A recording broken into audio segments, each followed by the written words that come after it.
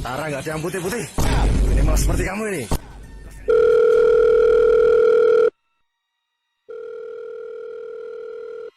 Hello? Hello? Dynamite! It's the Creators server! It's being shut down! Before we start, this video will be quite a long one, so there are chapters if you don't want to watch the whole thing. But I really hope you do watch the whole thing. And also, this video is dedicated to Creators.TF and all the devs and everyone who contributed to it. And it's also my last Creators video. So I really do hope you enjoy it, and subscribe, I guess. Roll the tape.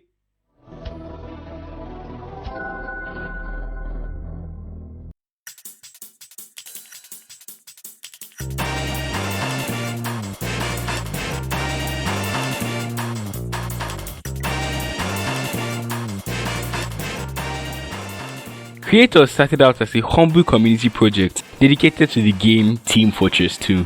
Its main goals were to release unofficial updates and host TF2 servers, since Valve didn't really care that much about the game anymore. Its main creator is known as Moonly Days. Creators released one of its first updates on the 26th of December 2019, a Christmas themed update otherwise known as the Self-Made Smithmas, and they created a Discord server a few months prior. They also released the new beginning update, which was sort of a small update but introduced new cosmetics, more servers, and an inventory feature similar to the way that it works in TF2. And as the months rolled by, the creators community slowly started to take shape and more people joined the cause. But it wasn't until the 7th of April that creators released its biggest update yet, Hazardous Environments. And I tell you, the timing could have not been more perfect.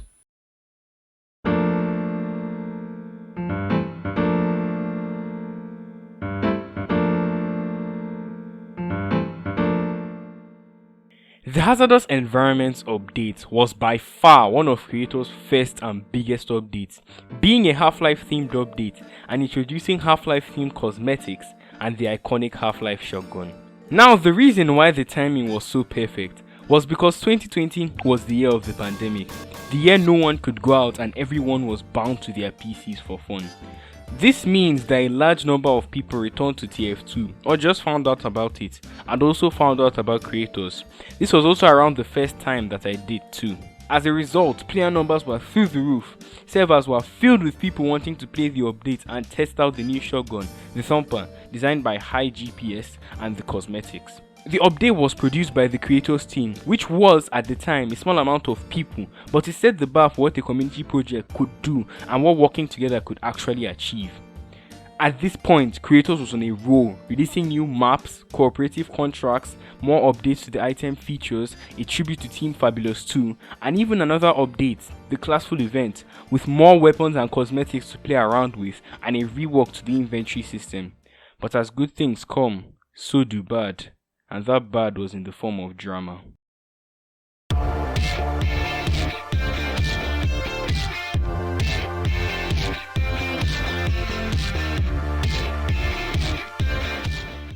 Now, as many community projects come, sometimes they have drama, and Creators wasn't safe from this. Creators had quite the drama.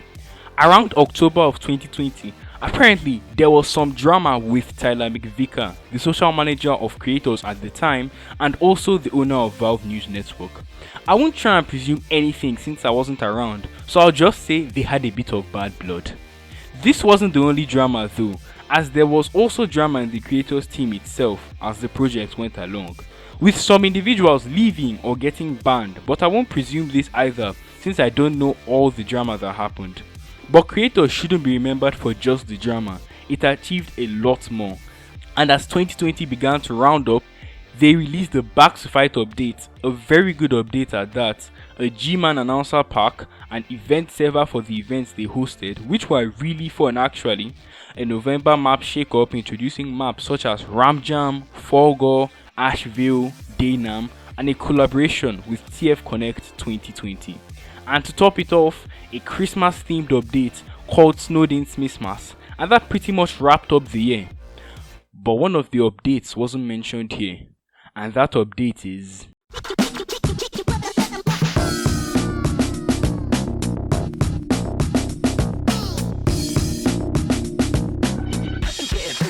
Friday night yet. Now, the Scream Fortress update was one of the more not so great updates, as due to the really short deadline for it, Moonly Days and some guys on the development team had to crunch a lot of things, resulting in an event that wasn't quite ready or stable.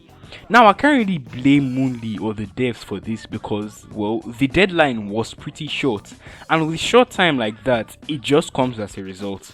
Things like the website not loading and the contracts not working very well was also a problem that came along with it. However, a patch was made a few days later, and all was jolly and well.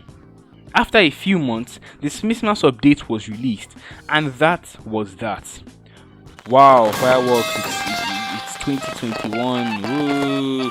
The pandemic is slowly reducing, but the player base is still thriving and growing. Creators is releasing more alternative game modes. Oh look, they even made a funny Rick and Morty reference. Wow. But now, they were about to release one of their biggest updates yet.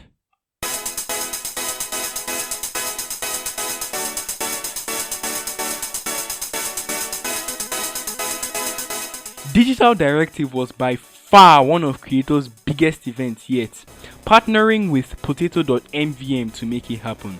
It was basically like MVM tours, but you got achievements as you went along, and instead of Australium, you got New Zealand. There were about 30 missions across 22 maps, and if you completed them, you got a New Zealand weapon. However, I feel quite sorry for those who have New Zealands because the item servers are down.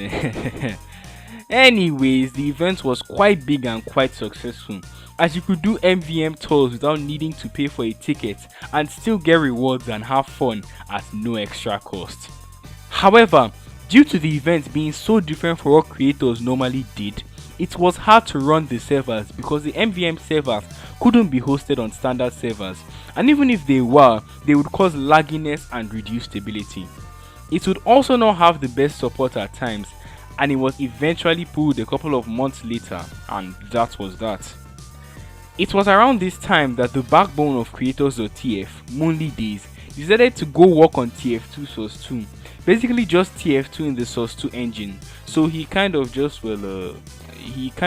talk in the server that much, and he wasn't really that active in Creators stuff anymore. And Tyler McVicker, kind of the social muscle of Creators, also left a while back due to bad blood. But again, I don't know what exactly happened between him and Creators, so we leave it at that. Some other development members left as well due to being burnt out or having their own things to do. This led to quite a shift in development, with the next new addition of Creators.TF servers being more of not such a great thing than a very, very good thing.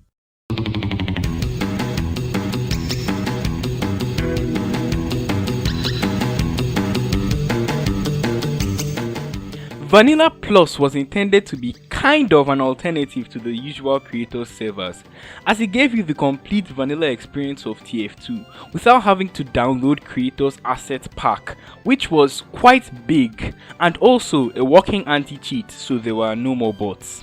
They also removed random crits, random bullet spread, improved auto balance, and much more. This, in theory, should have been quite successful because it basically took all the problems of TF2's casual server and threw those all away and kept in the good bits. But in all honesty, the servers did not do so great. They were empty for about 90% of the time that they were alive, and even when people actually played on them, it was because the main Creators servers were down or not working. I can't really pinpoint why they didn't actually do too well because they were basically the only servers around that didn't have bots and still offered a good experience. But alas, a few months later, the servers were shut down and Vanilla Plus was no more.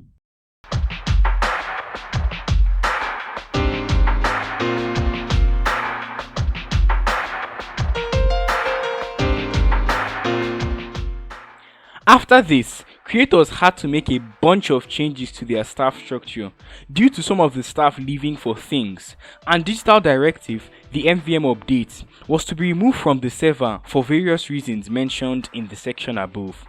But by far the biggest change was the reduction in big updates, and rather releasing more small and substantial updates in the future, which really did change things. It was also around this time that there was a noticeable reduction in players, supposedly due to the removal of digital directive and a loss in interest for the servers. But creators had to do something to keep everything in check, and that something would come on the 31st of August 2021.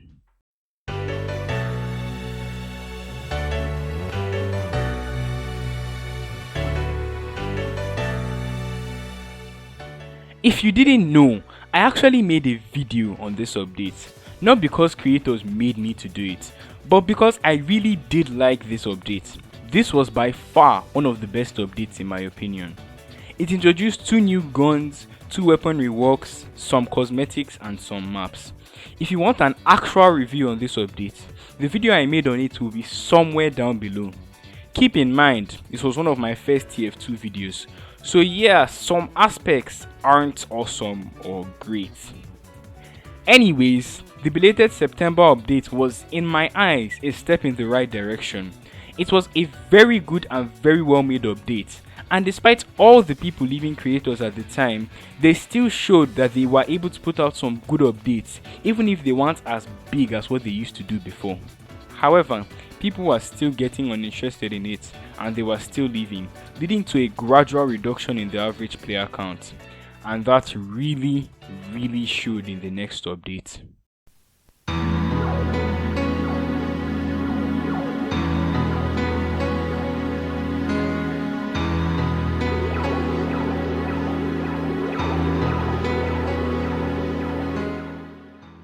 Fun fact, I also did a video on this one, and the link to it will be somewhere down below as well. But basically, this update released 1 new weapon and 1 new reskin and some cosmetics and some maps. However, the gradual lack of players had not just increased, it had skyrocketed. Due to the lack of interest of players and no big content releases, people just stopped playing on Creators, resulting in a large amount of empty servers with only 1 or 2 being full, of only a couple of players and not the usual 24. Sometimes it even got so bad that no one was playing at all, despite all the looking to play pings from the Creators Discord and the prompts to go and play on the servers. This made recording any kind of footage incredibly hard for me, leading to the Scream Fortress video coming out on December rather than October. The lull in players and development in general meant that there wasn't even a Christmas event, and that the average player counter that was usually on the right side of the website had to be removed. This also means that many servers had to be cut off to save server costs due to no one playing on them, resulting in the long list of servers turning into a very short one. And of course, this only extended into 2022.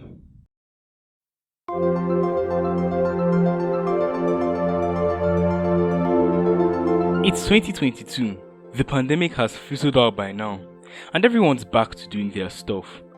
Creators is not in the best state it has been in years. With the large amount of developers and players leaving, there were no servers active and no new updates being planned. Things were not looking great for Creators and everyone was just waiting for it to end. But Creators did not want to give up. They rearranged development teams, put up a roadmap, tried to make funny memes to make people play on Creators, but nothing ever worked. And finally, Creators was shut down on the 27th of March 2022 with a long word on it on their Discord server by Retro, a former head mod. And here we are, the end of Creators.